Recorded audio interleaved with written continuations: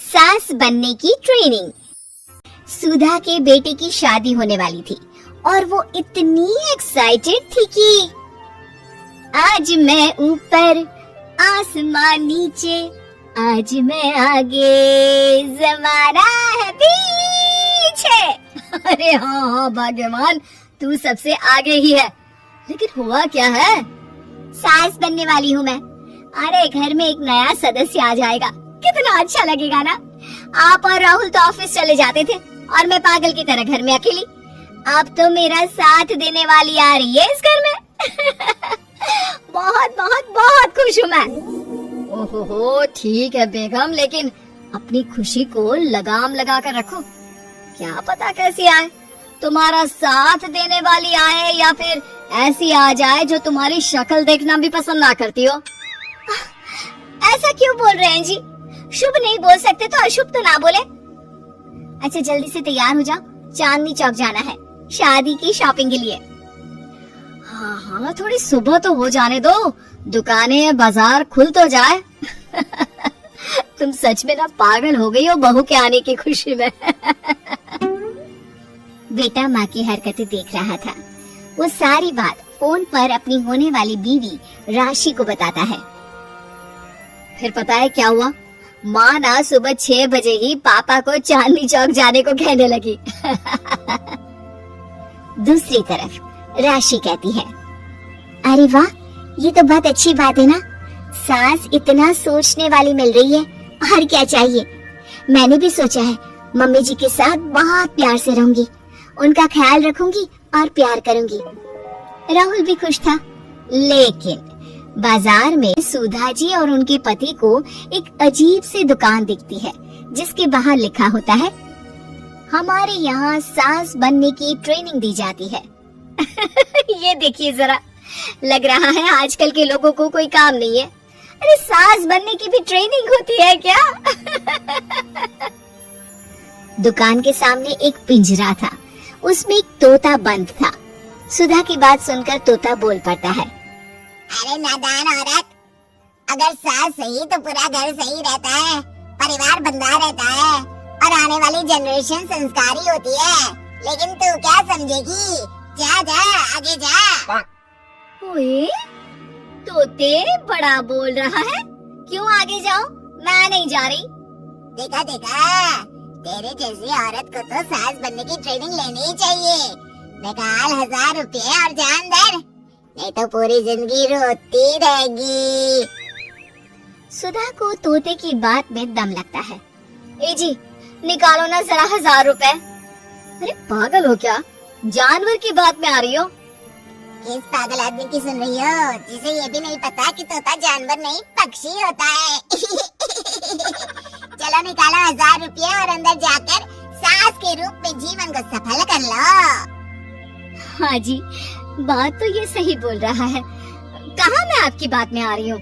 मैं तो अंदर जा रही हूँ, 1000 रुपये दीजिए। पति क्या करता, बीवी की आ गया सर आंखों पर।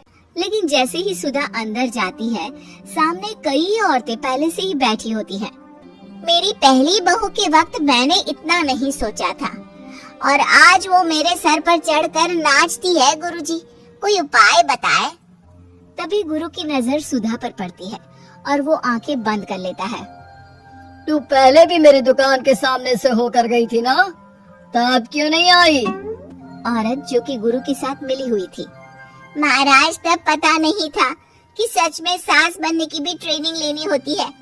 लगा था घर में कोई सदस्य आ रहा है जो सारा दिन मेरे साथ रहेगी, लेकिन ऐसा तो कुछ भी नहीं हुआ गुरुजी। चल फिर पैकेज लेकर 20,000 वाला कल से आ जाना। जी महाराज, गुरुजी की जय हो। वो औरत भी सुधा को देखती है और कहती है, सही जगह आई हो बहन। 10-20 हजार का मुंह नहीं देखना भाई, बस घर बस जाए तो सोचो गंगा नहा ली। बहुत कमा लेंगे अगर परिवार एक रहा, नहीं तो बुढ़ापा वृद्धाश्रम में बिताओ। सुधा डर जाती है। वो गुरु के पास जाती है और उन्हें पैसे देती है। देखो, एक मंत्र गांठ बांध लो कि कभी भी बहू को बेटी ना समझना। जितना दबाकर पहले दिन से रखोगी, धीरे धीरे प्यार दोगी तो मान रखेगी, नहीं तो। ना जी ना गुरुजी, समझ गई। अरे भला हो भगवान का जो आपसे मिला दिया, नहीं तो मैं।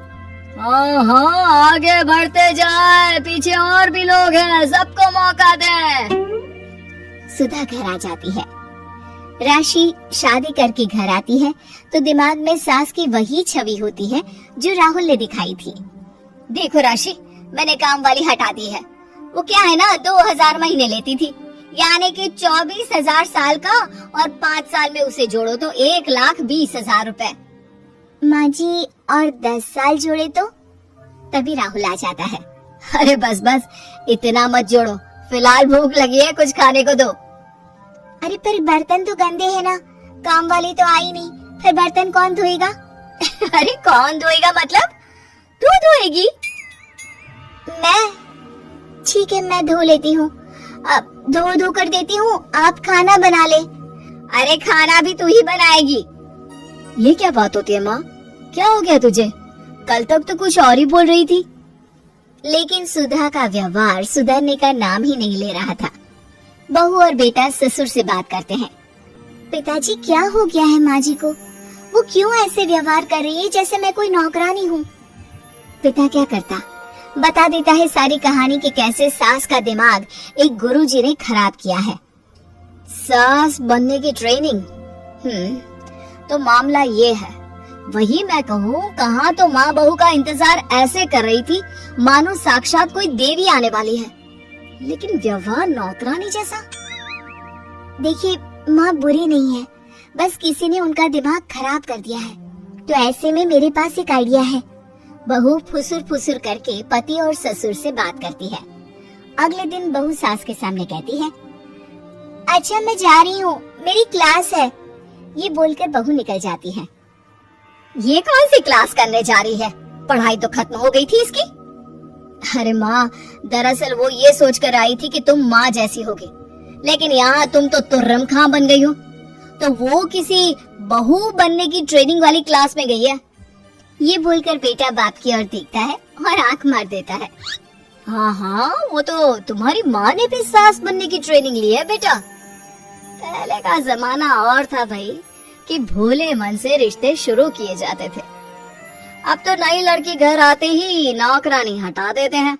बताओ, पिछले 25 साल से वो नौकरानी काम कर रही थी, तब तो कोई हिसाब किताब नहीं हुआ। अरे पापा, आप भी माँ को बोल रहे हैं? अरे माना, वो माँ समझ कर आई, घर में खुशहाली रखने के लिए हमेशा आप लोगों के साथ उठती बैठती, माँ को कभी जवाब नहीं दिया। लेकिन माँ की क्या गलती? अरे दादी ने भी तो ऐसा ही किया होगा ना माँ के साथ, तभी तो माँ अपनी बहू के साथ ऐसा कर रही है। नहीं, वो तो बहुत अच्छी थी। मेरे आने के बाद तो उन्होंने खाना बनाने वाली भी रख ली थी। अरे तो फिर तुमने क्यों काम वाली हटा दी? किसी के कहने पर अपना घर खराब कर रही हो तुम सुधा। अब बहू भी गई है ट्रेनिंग लेने, पता नहीं क्या सीख कर आएगी। नहीं, मैं अभी जाकर उसे ले आती हूँ। तभी बहू वहाँ पर आ जाती है। नहीं माँ जी, मैं कहीं नहीं गई थी, मैं तो सिर्फ आपके लिए ये नई साड़ी लेने गई थी। अब तो सब ठीक है ना?